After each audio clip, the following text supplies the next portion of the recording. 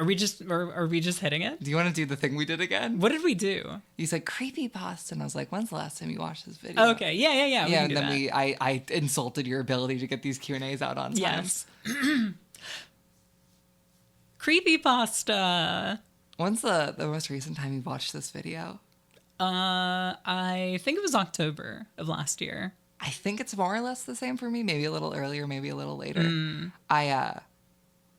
I remember enough of it. Yeah, I thought about going back and rewatching it, but mostly I would just skim through stuff if there was anything that a question asker was referring to. Yeah. That's kind of the risk you run when you do a Q&A, like a year and a half, 2 years later. I've actually, I think, more recently read comments on this video than I have watched it, because it's not my video, so all of the really mean ones don't matter to me. And all of the ones that praise me are for me. So I get to go, yay, this comment's about me. Somebody commented on the PlayStation video, May.mkv jump scare. That's crazy. Like, among all the people being like, what the fuck Absol, or what the fuck Cybershell, one guy was like, what is May.mkv what is she doing here? Yeah, so we're here to finally fucking... I'll have you know that I subscribed to your Patreon the day after the main video came out, up until I think last month. So I was like, we're going to record the Q&A this month. I got to be able to see the questions. We're going to record the Q&A this month. I got to be able to see the questions. Okay, first question. Did you know that the Creepypasta Explained video has 1/4 the number of views? Yeah, it broke the 100K, right? Yeah. I think the main video is just sitting at a little less than 400,000. Crazy. That is insane retention. Yeah, no, that's not how YouTube videos are supposed to work. Like, I think we've talked about this before. It's just a big surprise. Like, most go check out this other video that this person is featured in, call-outs and videos, are kind of just downward momentum. Yeah.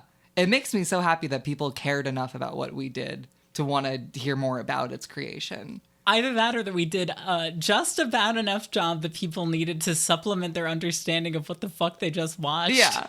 By listening to us struggle through explaining why we did the things we did. Through a fucking, 200-page Google slide? Oh my god. What's the funniest creepypasta that genuinely scared you? Bonus points if it's obscure. I think, like... I'm assuming funniest is not like funny retroactively. Yeah, something that scared you as a child, but now is hosted on the Troll Pasta Wiki. Right. Well, either that, or just like in hindsight, it's very funny that this particular one was scary to me in particular. Yeah, it's weird. I think a lot of the creepypasta that would have scared me as a kid, I wasn't scared by, because I was usually consuming them by, like, a video narrating them, or, like, people reading them with their friends and taking the shit. Yes, I think I remember, like, Sonic.exe being scary to me the first time, because I was a toddler. See, I had a weird one where before Sonic.exe got really big, I was looking in the Creepypasta Wiki with a friend of mine, and we came across it and clicked on it and were reading through it, and we were like, this is hilarious. Yeah. Wander is You just made an alien noise at me. That was crazy. That's I almost called him the croaker. That is the croaker. The watcher. The watcher. The watcher. Oh my god. I think it's very Sonic.exe, I was like, this is crazy. They're like marking down like the milliseconds. Yeah. I think I remember Tails Doll being specifically the thing that scared me. But is Tails Doll even part of the original Sonic.exe pasta? No, I in fact, I don't think either pasta was connected in any way. Why did I do the scissoring motion? You know, a creepypasta and a creepypasta love each other very much. Yeah. No, I feel like some readings did add it as like a stinger at the end after Kyle dies. Maybe. What the fuck was the main character's name? Suicide Mouse is the answer to mine. Oh yeah, that one. YouTube videos, I think, are inherently more scary as a kid because it's like, Yeah. oh, fuck, it's moving. Yeah. It can do that. Right. Than just a creepypasta, Yeah. you're saying. Yeah. Because, like, when you're a toddler who barely knows how to read, whether you're 5 or 15, like, seeing something in motion and knowing that at any moment it could jump scare you. Right. Is, like, it's tense. Hearing human Yeah. screams gets to you way deeper than, like, slow burn suspense, especially because creepypastas didn't do slow burn suspense overall. And that's also like the age where our neurons are finally coming into awareness that I have to do this like 3 times every fucking podcast. That's crazy. It's obscene. The little man just wants to be involved. Have you considered getting like a little doggy door for him and ruining your noise proof? I think so, yeah. When you're at that age, that's like the stage in your development where your neurons become attuned to the fact that like when you can't really fully make out a picture, it's scary. Yeah. When you see it, you'll shit bricks. Right, exactly, yeah. And you won't, when you see that, you won't be able to relax your asshole until the bricks are shut. Yeah. You now know that there's something there that you have to see, but you don't. Mamma mia! Yeah, it's scary. That was my impression of a jump scare. At the You'll end have to of put a jump scare warning. Big text on screen, jump scare in 4, 5. We were on the Screamer wiki recently. Yes. It is. The Screamer wiki is a wiki that contains screamers, unsurprisingly. A lot of them are like, oh, here's the coffee commercial, and then here's videos of real human beings dying. Yeah. And both of those are treated with the exact same weight. The Screamer wiki has a policy that you cannot post the Screamer on the wiki. You have to link to it somewhere else. But you can have a video snippet. But it has to be censored. Where the audio is cut and like Yes. the screen is blacked out. Yes. And it's like, you go to the grocery store to get groceries. And the worst part is like they don't even like I did not know I was going to see a picture of a dead child in one of them you until saw I just Mario, saw one. Scary, and Dead Child back to back. Back to back. Back to back. I noticed some footage from American McGee's Alice, and I was just wondering what either of your thoughts are on those games. I like the first one. I like his plushies. I mean the plushie dreadfuls are kind of the elephant in the room. Yeah.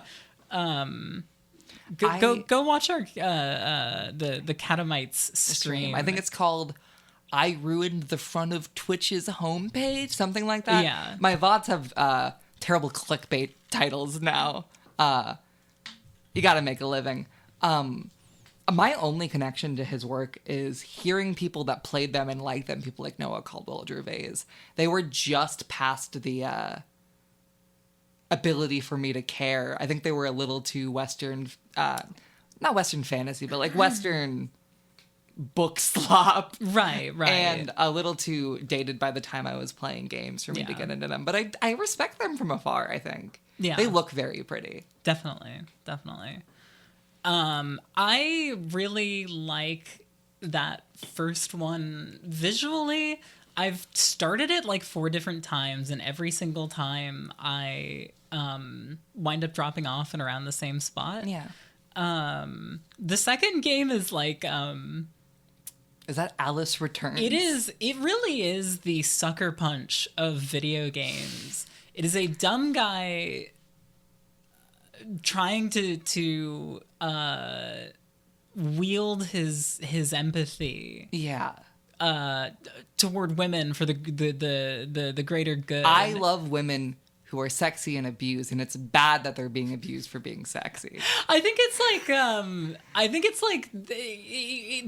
like all of those things are like uncritically like separated in the guy's mind. Yeah. Like there's no conflict of interest between like sexy Alice in Wonderland and like abuse bad. And, Alice Little, the real human being versus, What all of these Western Game Boys never considered is that Rule of Rose was about children and not grown women.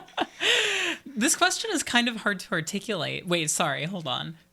Did you have any particular vision for coming up with good fake usernames for this video? Because Some Feaster terrified me to my core. That was sent in by Some Features. That's crazy. So when was this question sent in? Oh, ages and ages and ages ago. So some feaster is a username that a friend of ours has for a media being able to alt? a Discord media alt, being able to stream movies and shit over Discord on a separate computer. Yeah. I think basically every username in this is some sort of joke, reference to a friend, reference to something we like. Sometimes it's completely meaningless, which I guess literally means we're saying, it's a whole mix of shit. Yeah, it's all random bullshit. I will say, some features who asked this question, producer, writer of Gay Brothers, check out Gay Brothers if you haven't. Type it into your search bar and click the first link. I promise you'll find it. When you first contacted me about Gay Brothers 2, I thought your username was a reference to some feasters, and I thought you were lame. Your first thought wouldn't have been that it was the friend of ours?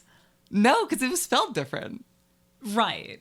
Okay, I see what you're saying. You're saying. Because the first several times I did just read the username some features as some feaster. Feasters. Yeah. This question is a little hard to articulate, but were there any other fake off-brand creepypastas considered for this video? I think literally everything we considered made it in, except for one Pokemon idea. What was the Pokemon idea? It was... so I think everything made it into the video except for ideas that literally just conflicted with what we presented in the video. Yeah, right. I was kind of up to my knees obsessed with this idea I had for a Pokemon alternate universe like the Crick video, and then obviously like the one that we ended up making in the video. This one, I believe the long and short of it is... After Electric Soldier Porygon, Pokemon got delayed in the West. This is all bullshit, to be clear. Oh, this right. This is an AU that I wanted to make for the video that did not make it in. It got delayed in the West, meaning that Pokemon Yellow was the first game that released, making it so people viewed Pokemon as an anime tie-in, and for some reason it wasn't successful, so Gen 3 was kind of slapdash put together. And I think that was how we originally justified Gen 2, Gen 3 trading. Yes. In fact, if I recall correctly, you introduced the idea of all of that because I said, it would be funny if we casually dropped the Gen 2 and Gen 3 trading. Yeah. And that eventually led to some of the bones of Bad Egg. Yeah. But I think that whole framework kind of got dropped. Am I remembering correctly that we had one for normal porn for normal people?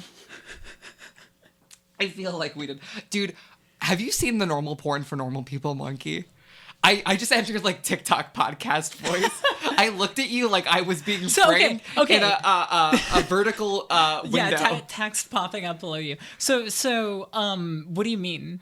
When you Google normal porn for normal people, you know, like the monkey screaming image. Yeah. There is a new normal porn for normal people monkey, and it is. Is it like AI or something? No, it's like this DeviantArt red monkey, and it is one of the funniest images I've ever seen. When I first saw it, I immediately tweeted, this is what it's like going to school. It is this like monkey in a laboratory. It's... Yeah. It looks like Hound. He's fucking beautiful. I love him so much. Wander, stop playing hard to get. He's fucking doorbell dissing me right now. Fuck this guy. I've barricaded him. He's been barricaded. This is he kind of reminds me of the guy that told me about that pasta. I probably talked about this in the explained video, but I first learned about normal porn for normal pizza. Sorry, I was just really hungry. Normal porn for normal people video. There's totally creepypasta YouTubers who've called it normal pizza for normal people because they didn't want to get demonetized. Yes, you're absolutely right. Yeah. I was told about that creepypasta by a kid who was reciting it to me as though it was real. But I think I just kind of knew immediately, no, there's no way. Yeah. Kind of looked like this guy. And he was a good person? He had some issues. Have you ever seen any of Shunji Iwai's movies? May I know you have not. No. I will keep my opinion to myself because I'm assuming you ask that question because you like that guy's movies a lot. How can I get these footprints out of my carpet? Dang things won't come out. Get new carpet. Cut it ice up, put in a new cubes. thing. Ice cubes. You put some ice cubes on the imprints, and as they slowly melt, they'll kind of reconstitute. Because the water is getting in there. Yes. I learned about that from Martha Stewart on television probably 20 years ago.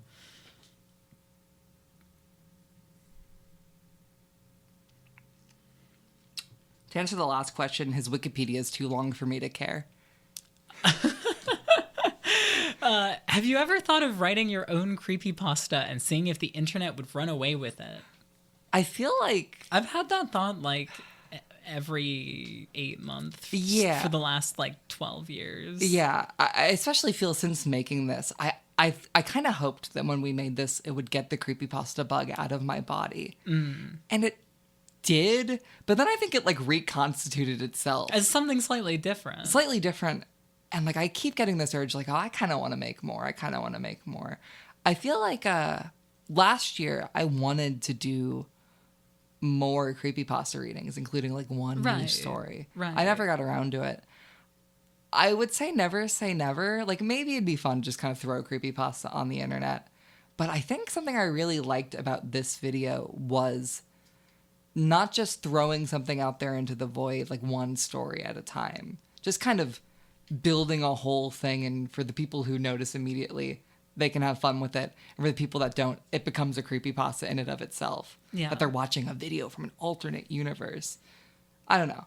Yeah, I think I feel very similarly. Where anything I would want to do that's creepypasta adjacent, I would rather incorporate more artistic mediums into it. I think I want to keep lying is the thing that I learned from this video. I wish my entire career could be lying. It is so much fun.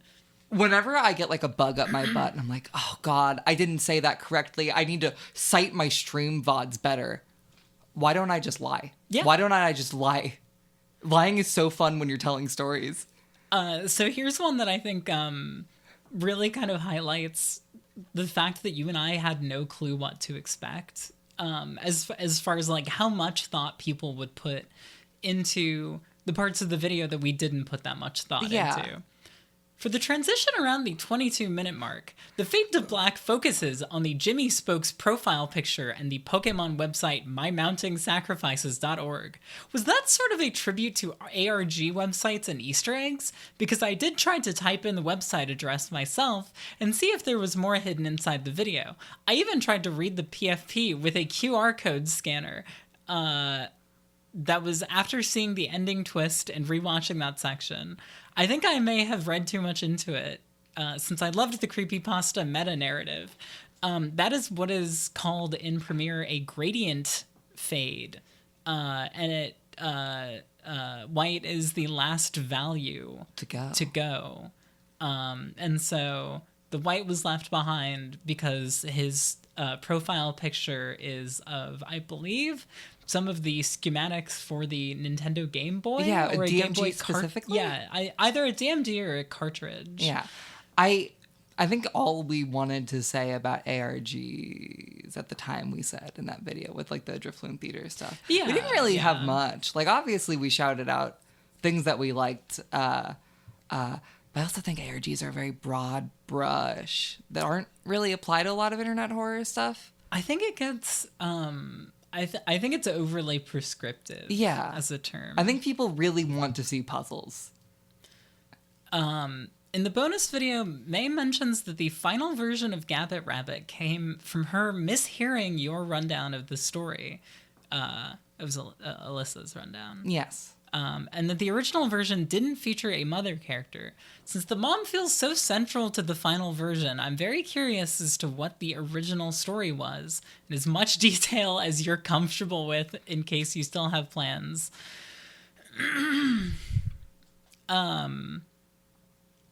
I think that we kind of go over.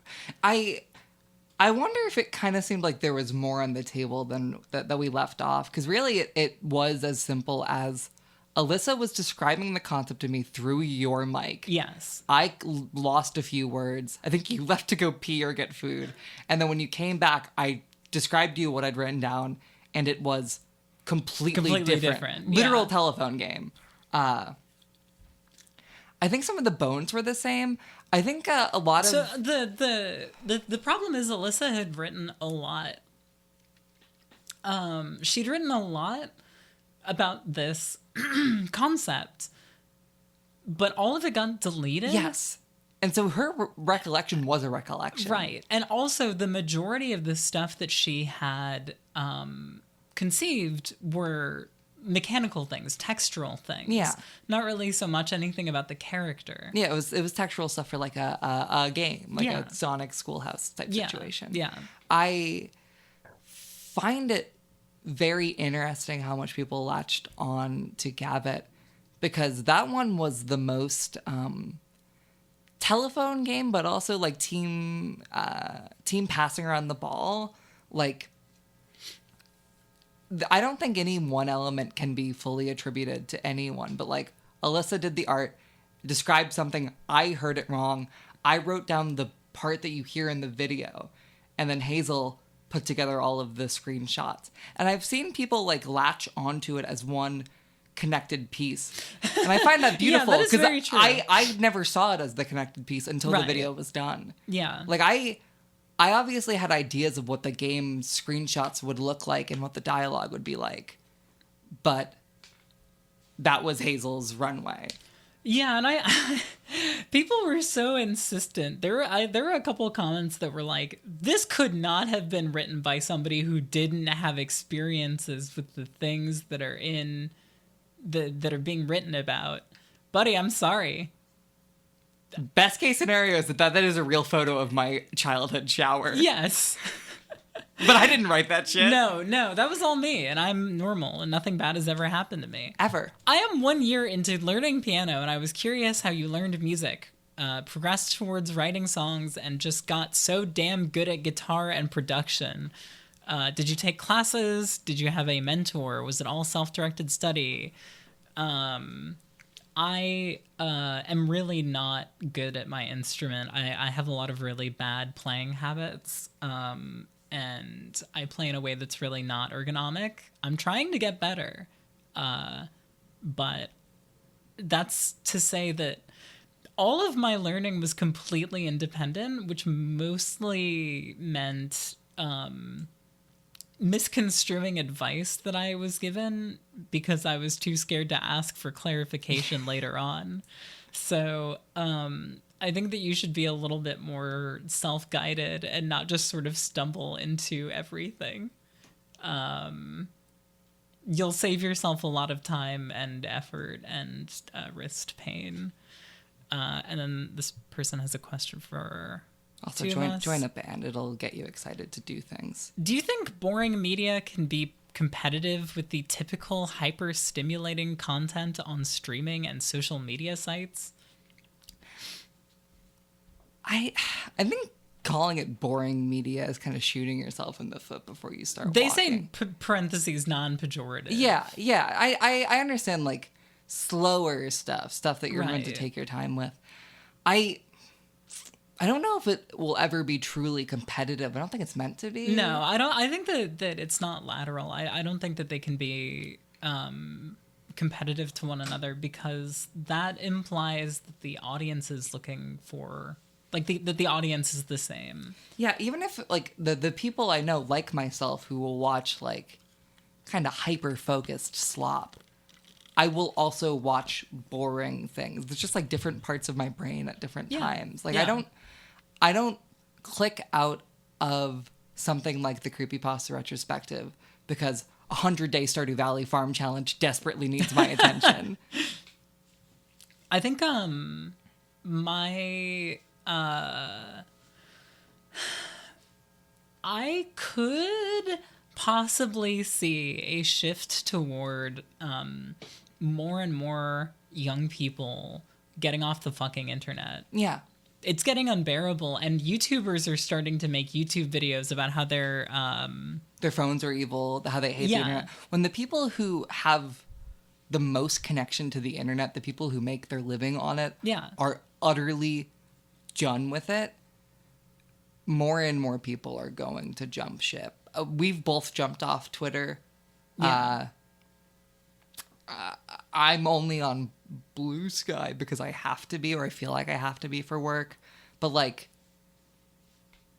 I'm more and more bound. Like, I just want to do as much of myself as I can off the internet. Yeah. Because there's not really much that makes me happy to look at on here. It's also like, you're not inherently selling yourself when you take a walk outside. Yeah. Unless you know, they're like when a guy looks at my bra, I can walk away from him. Right. But whereas Mark Zuckerberg's like he already has an AI model of every cup size I could possibly have. Yes, right. In any possible universe, so that it knows what ads to serve you in the event that things start taking a sudden drastic change. Yeah. He'll know before I do. I know this was supposed to be a send-up of horror on the internet, but did any movies play a large part in forming the ideas in this video besides Pulse? Pulse actually wasn't really one that just visually worked. Came up. It's just visually similar. Yeah. I think the share this section is the one where I used the most footage from Pulse, and May kind of took charge on that, and she hasn't even seen Pulse. Yeah. It kind of feels embarrassing to go, yeah, we had no inspirations from movies, but we were championing creepypasta. Like, I think... Well, here's what I'll say. We were working on something else at the same time we were working on the creepypasta video. That was taking a lot of our movie love. Yeah, I think we were kind of channeling all of our movie feelings into the movie that we were making. Yeah. Summary on may.mkv.com. After seeing the myhouse.wad footage, I was wondering if either of y'all had any thoughts on House of Leaves. I have not read it. I've owned it for 6 years, and I've opened it. I've maybe read a chapter, and then I've gone, I'll get to it. I read the Wikipedia. Sorry, that's so blown out.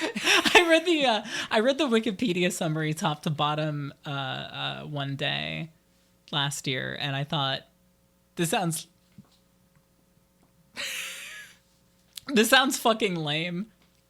I know a lot of people who love it. I think that is like one of the few pieces of media that, by people positing that it's unadaptable, became one of the most annoyingly adapted things of all time. Yeah. There are so many House of Leaves video games now.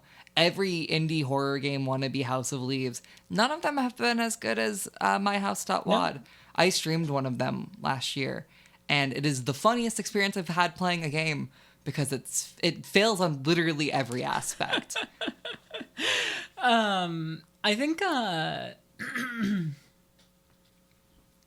metafiction and epistolary novels and things like that are really, really compelling to me. I like to think that the creepypasta video is more or less an epistolary video essay. But I think my biggest feeling about House of Leaves is that the writer is the same type of guy with weird attachment issues surrounding his mom that like Luigi Mangione and the guy who killed Shinzo Abe are on. Yeah. So like kind of cred, but also like I don't need that. Yeah. I don't need that in my life. That cred could double overnight though. Or it could implode. It could crater. I've also I'm chopping the questions out of larger, nicer messages. I've been listening to the Smiling Broadly EP, and I was wondering if you could share any of your songwriting process. May, would you like? I'll write a bunch of lyrics, show them to no one ever, get self-conscious that anyone can hear them, and make them nonsense after a while. Are you doing a parody of me? That's what I understand your yeah, that's my artistic process to be. Yeah, or at least it was at the time. I think it more or less still is. Yeah. I recorded vocals for the full length. I remember them exclusively because I was there. If you told me to understand what those words meant, I couldn't tell you. No. And that's awesome. Cha-ching! I win. My process for that EP was, I haven't put out any music in a while, and I don't want to release this full length until it's perfect, but I really want to switch my artist name already. So, I put some songs together and was like, I need more songs! And so I wrote 2 more songs, and then I added them on there, and then I put it out. It really... one of the 2 songs that I wrote right up at the end was Patterns of Behavior, and that one was kind of just written in a big burst. I wasn't really expecting to feel so attached to it by the time I was done, but that's not an answer to your question. Unfortunately, I don't really remember. Yeah. Your video got me thinking about horror trends across generations, from post-Satanic Panic urban legends to early internet creepypasta, and now the current trend of malicious mascots like Five Nights at Freddy's. For all generations, it's often about an innocent thing causing harm. What is it about this that captures the interest of young adults, and how is this current trend different from the previous ones? Well, I think that kids are always going to be interested in things that scare them. Yeah. And I think that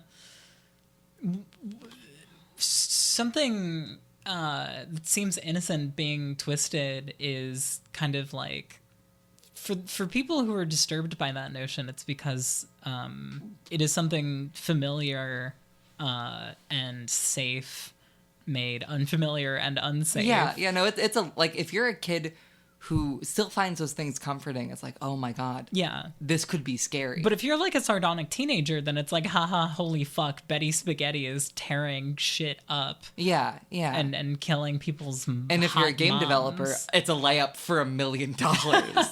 I think the big thing with this most recent wave of mascot horror specifically is that a lot of the people making it have dropped the pretenses of trying to be explicitly scary. Yeah. And more just doing like, okay, here's a dark theming. Here's dark lore for you to chew on. Here's 10 million dead children. Think about that. It's not really like, other than jump scares. And like I say that while still knowing that like the most recent Five Nights at Freddy's game was the scariest to me. Right. Because I've kept up with that series because it's my job, because I'm a toddler woman.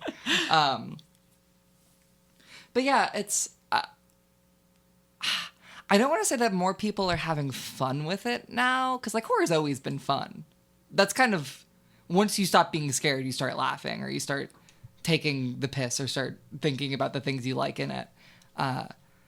But a lot of the new generation of mascot horror, I think, or of mascot horror, the new generation of like innocent creature turned wrong horror, understands that it's not necessarily scary to everyone, and it's not trying to be. No, fuck. There we go. You look like Piano Cat. I was trying to make the font larger.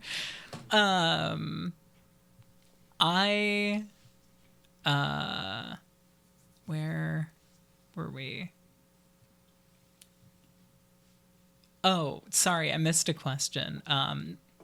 Opinions on the Pikmin franchise. I think it's cute, but I've got friends who like it much more than me. I've played Pikmin Bloom for a week, and I thought it was cute. They have a hat for your Pikmin where he wears a taco. There's going to be an 8-hour Pikmin 1 stream coming out of you before the end of the year. I'm going to see that VOD hit my timeline and go, oh, May played Pikmin. Yeah. And I played it in one session. And so by the end of it, I'm kind of tired. Yeah, and I kind of sound like a I hate little it. cranky, but you still like it. And then the video will be titled like Pikmin Blew Me. Yeah, Pikmin blew me. The Pikmin 1 experience. Learning to love the Pikmin. Yes, exactly. Whatever the fuck I title my VODs.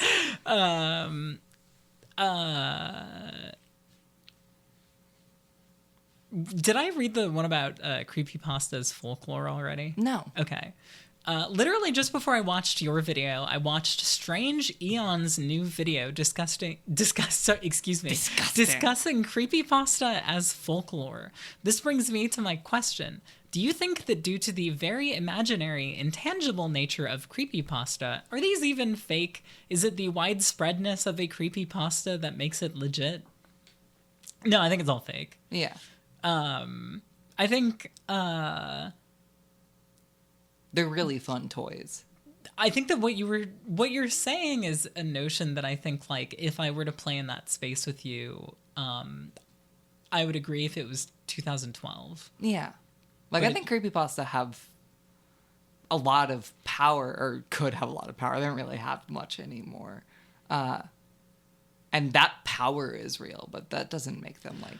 You know, I guess, like, maybe a more interesting way to look at this is the fact that, like, they have yet to become folklore. Yeah. Like, we are getting far enough away from the Slender Man stabbings to go to, like, see it from a distance enough to see it as, like, part of the as urban legend. Wider, yeah. The wider legend. Yeah. Yeah, I think the Slender Man stabbings...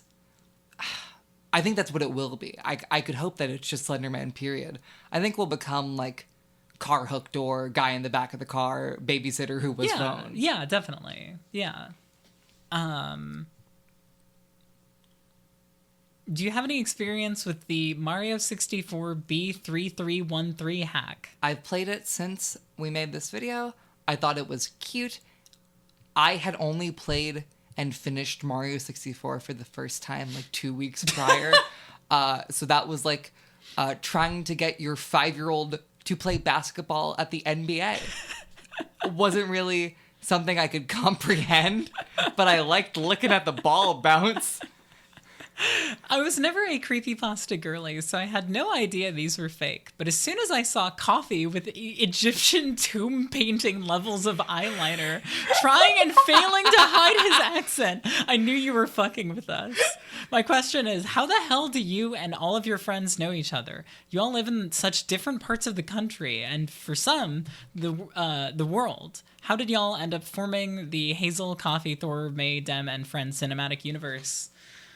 It's really funny because that sentiment doesn't feel nearly as true now. Yeah. Insofar as a lot of those people are now way closer. Like, I live in Seattle, Washington, and I'm looking you in the eye. And as a result of that, of course, the people that we were further geographically from, I think I'm slightly further from. Yeah.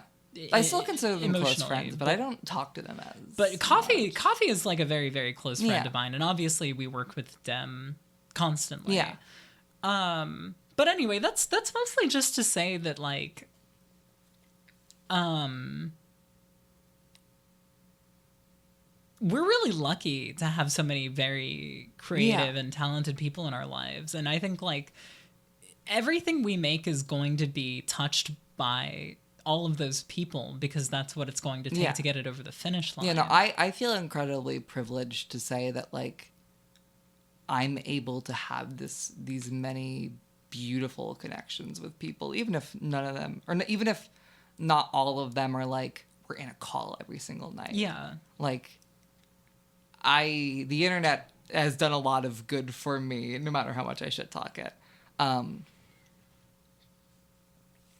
I don't know how you stumble into that yourself. I think just be posting. Just be posting in Discord servers. If you be posting good, these people are gonna find their way to you. If you be posting bad, you'll get the evil version of that, though. Single the people who were posting good out. and speak to them over DM. If they don't reply, it doesn't mean that they hate you. They're probably just working a real job. On that note, this is somebody else. On that note, aside from the obvious way winner, to start your question. On that note, aside from the obvious winner, any Gen 1 Pokemon game, what is the most likely game, cart, or disc to be haunted? It is extremely funny that question was asked a year and a half before I made my PlayStation video, in which I posit that it's the Cabela's games. Yeah, because it has seen real death. Yes. If not Cabela's, and if not Pokemon Red and Blue and Yellow, which have black goo inside the cartridge that becomes evil if you look at it for too long. A part of me wants to be like, it's something mundane, like a Destiny or a WoW. It's something that has sucked out so much human energy over decades and decades that, like, if you shatter it against your knee, your house will explode. Okay. Hear me out on this one. Yeah. What was the game that the people who worked on the tester worked on? Oh, let's see. There was Twisted Metal for the PlayStation 3. Right. There was some of those that studio went on to make Edith Finch. Oh, that's right. What the fuck was the one that came out directly after the Tester Season 3? I'm gonna use Google. But that game, probably. Yeah. I think a game that has the most human misery. I think WoW, or like LOL, is probably the game that's had the most people die while playing it. Okay, yes. Right. So yeah, so there's that. But then you could also look at it as like some amount of human suffering put into it. Yeah, and that's also WoW and LOL. You can also add Overwatch. I think that we kind of slip into the like the Overwatch, the Red Dead Redemption 2, the every Rockstar game. I have started playing GTA 4 recently. It's pretty good, though. I started playing L.A. Noire not that long ago. And it's pretty good. That one's like evil. Team Bondi's evil. Oh, yeah, no, that whole story is crazy. I knew so little of it until Rockstar rehired that guy recently. Oh. That's awesome. He's going to be working on GTA 6. Are there any Washington cryptids, or, as some may be better described, near cryptids that have particularly caught your attention?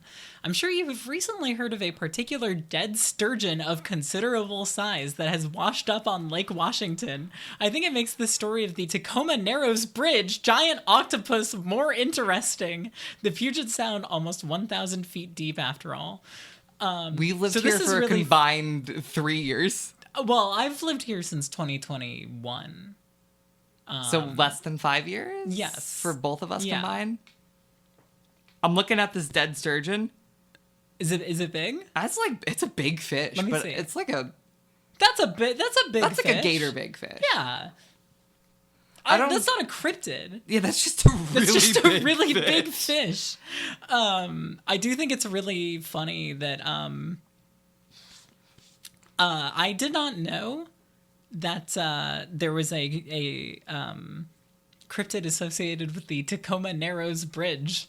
Named after the guy from Demo Reel. Named after the character from Demo Reel, yes. I'm curious if y'all have seen We're All Going to the World's Fair. It's God of War Ascension, the multiplayer game that no one played. That is the most evil game of all time. That has ghosts in it. I'm curious if y'all have seen We're All Going to the World's Fair. I feel like it is absolutely barking up a similar tree, even though it's fully film and not talking about creepypasta with the form of creepypasta itself. We haven't seen it. Yep. I have seen... I own it on Blu-ray, so when we get around to it, we will watch it and probably think it's good. I like Jane Schoenbrun's other film, I Saw the TV Glow. I know that they have a weird, like, documentary Slender fan film that seems interesting to me. We will check it out someday. That one seems like it's kind of none of my business now. But it's public, so... My feeling is... I maintain that I will watch that movie once Divine Hammer is done. Yeah, I have the Blu-ray ready. We have like 5 movies that we want to watch. Yeah. Once Divine Hammer is out. We're getting close. We're getting closer than I thought possible. There's in the video, there is a reference to the Gmod stream. Are there any other pieces of horror that use internet-specific mediums like that did?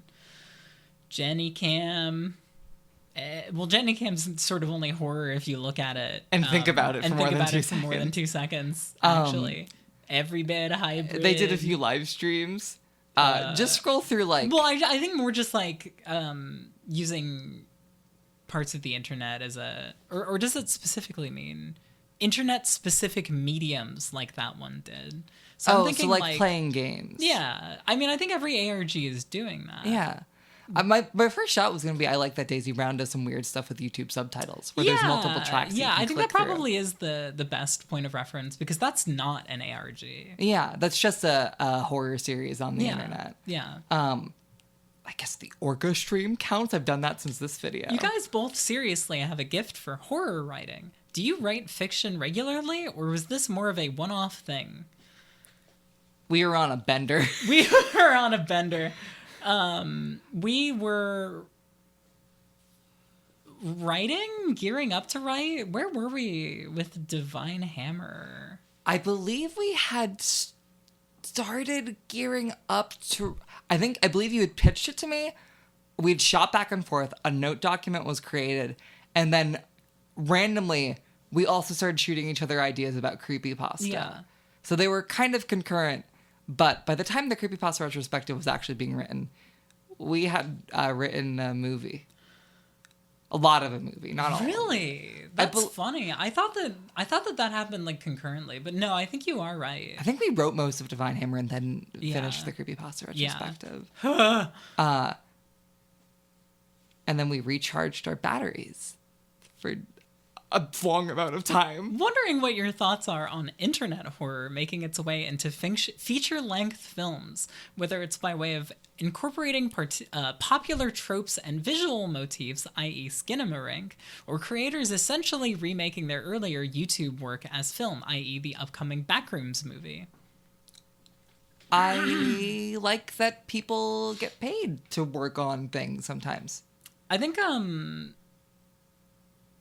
that it's inevitable. Yeah. That the people who watched this and made this are going to get their hands on budgets and the ability to make bigger and bigger things, and they're going to want to... Oh, I more so just mean internet horror, like accruing social capital. Yeah, well, it's also... Yeah, it's culture that's been around...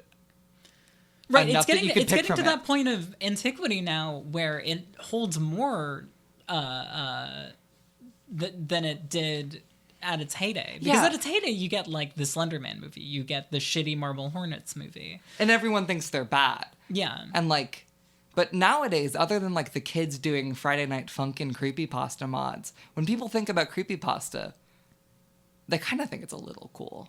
Yeah, and studios think a little cool means a lot of money. And now there are people who have grown up with it or watched it all play out, who are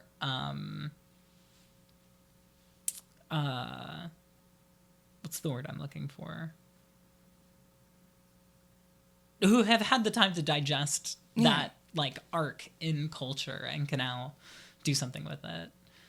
Let's say, hypothetically, you are now contractually obligated to make Hazel YouTube merch that must be recognizable as such. How do you approach making things like t-shirts and stickers that are recognizably Hazel anime to knowers, but without the baggage of like hyper-specific gaming YouTuber merch, if you know what I mean? I think you make a mock Normal Boots logo that appears nowhere else. I think and it's the ugliest thing ever made. I'm going to... And you make no money. Force myself to vomit and have somebody take a picture of it and then put that on a t-shirt and sell it for $39.95. Put it in black and white and sell that one for $40. Yeah. It's premium. Yeah.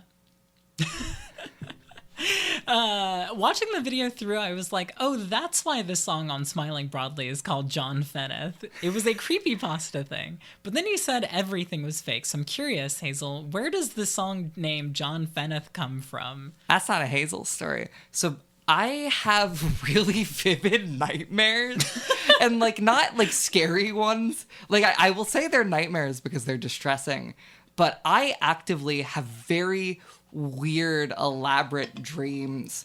And a few years ago, I had a dream that I was playing this like Second Life-esque kids MMO with a big weed leaf. And I was in this like 2-hour cutscene, and there was a new song by the band Crying playing. And they made new music for the first time in 8 years. And the song was called John Fenneth. And the weed man was called John Fenneth. And I woke up and pure distraught because I realized Crying's never making more music again. And I texted Hazel, I had this nightmare that Crying got back together, and I woke up and it wasn't real. Also, there was a weed leaf named John Fenneth. Yeah, and so then John Fenneth became the name of one of my songs. Yeah. And also a guy in this video. I forget which guy. I also don't remember. Is he Gabbit Guy? I think he's Gabbit Guy. Oh, you might be right. Is that the one that we had beat to... No, Tim Lindsay is the one who wrote the Peeker story. Jesus Yes. Christ. I want to know what your actual thoughts on the punchlineification of some pastas were. I can't think of man, hook, car, hand, door, or... Wait, sorry.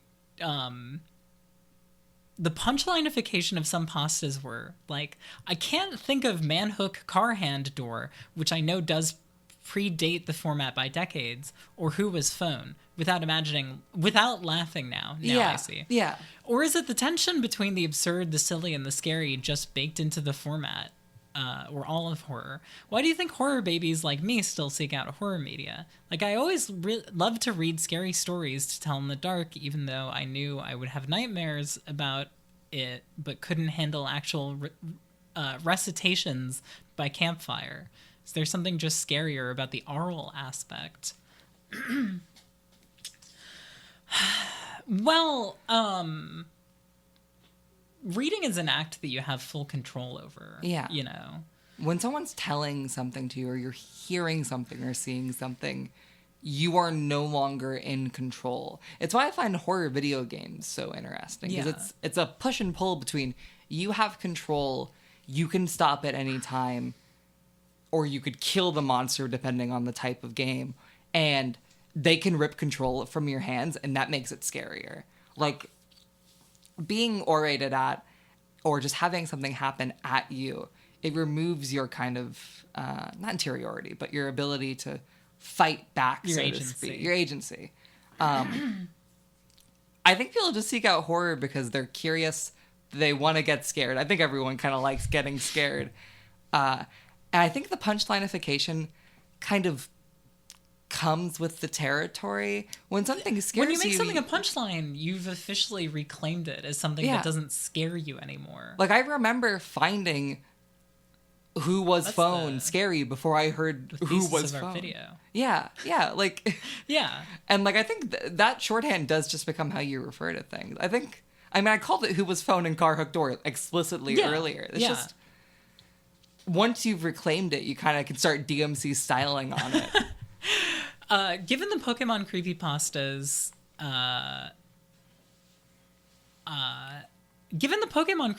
I have to ask, have y'all ever experienced the iconic Yellow Ducky versus Dude Skull forum argument? Are you familiar with this at all? No. It's so fucking funny. It is so fucking funny.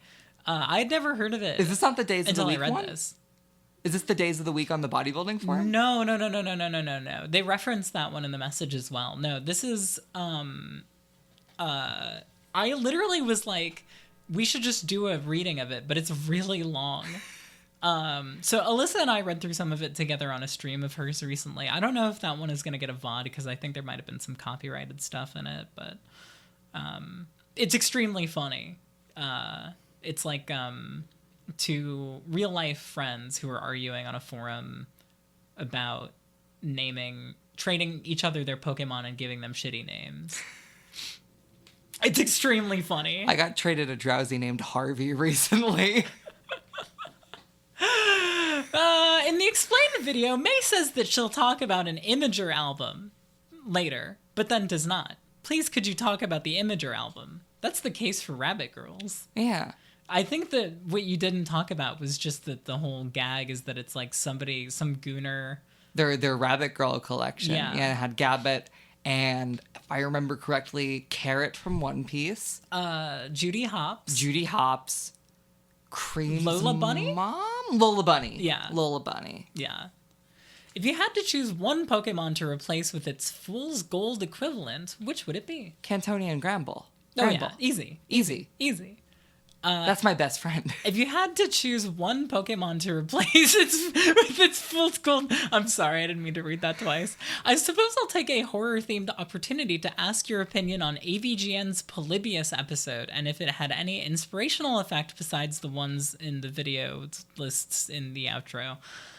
I think that video's cute. I do not remember it. It's basically like he's giving the story of Polybius as though it's real. Yeah. And then it's like he gets hit up by somebody that the real a real arcade cabinet has been discovered, and he goes and plays it and gets obsessed, and then there's a jump scare. Aww. It's cute. It's yeah, really I think cute.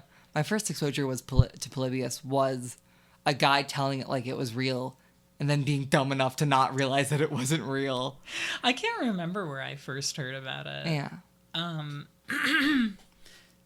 If you had to choose one Pokemon to replace with its fool's gold equivalent, I'm kidding, would the Smiling Broadly EP get a CD release maybe? Probably not CD. I'd like to do tape sometime, though.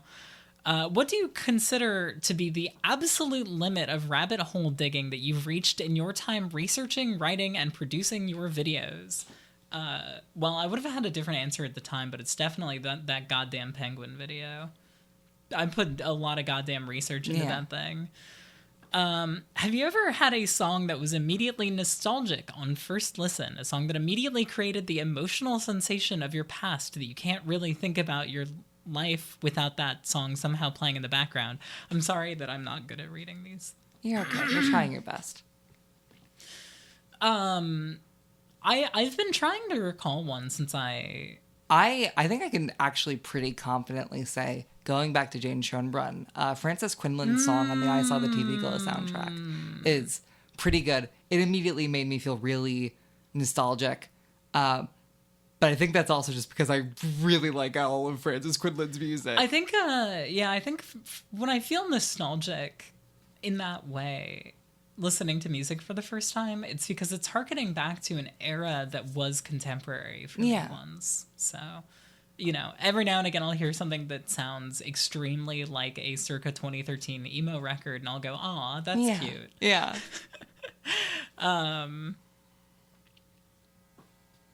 Something about Gabbit Rabbit that I can't put my finger on just sticks in my brain, and I want to know if there's anything else you could share about why and how you made it that is not in the original explained video with May. I know you mentioned Rule of Rose as a huge source of inspiration, but do you happen to be any other games, movies, media in general that also inspired this? Well, Rule of Rose's release was what was I think the inspiration. Nothing really within the story. Yeah, like I misheard the stuff from Melissa, and then I was like, okay, what's a game that had a weird release? Oh, Rule of Rose. That's one of my favorite games, and like some of those elements, I think I allude to, but it's not like a very direct. Like the reasons as to why Rule of Rose got pulled from shelves.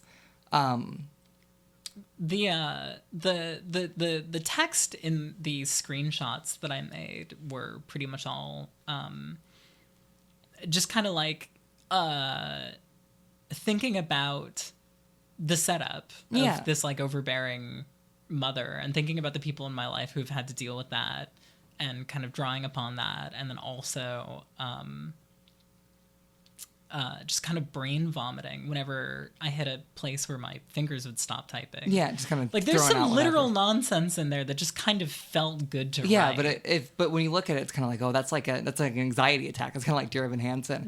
I think the only thing I'd be like, oh, that's kind of like it is well, if you go to the YouTube channel May Vods and click on the video Happy Birthday Orca, that'll give you more of what you want. Yeah. So where do we stand 18 months removed from making that video, May?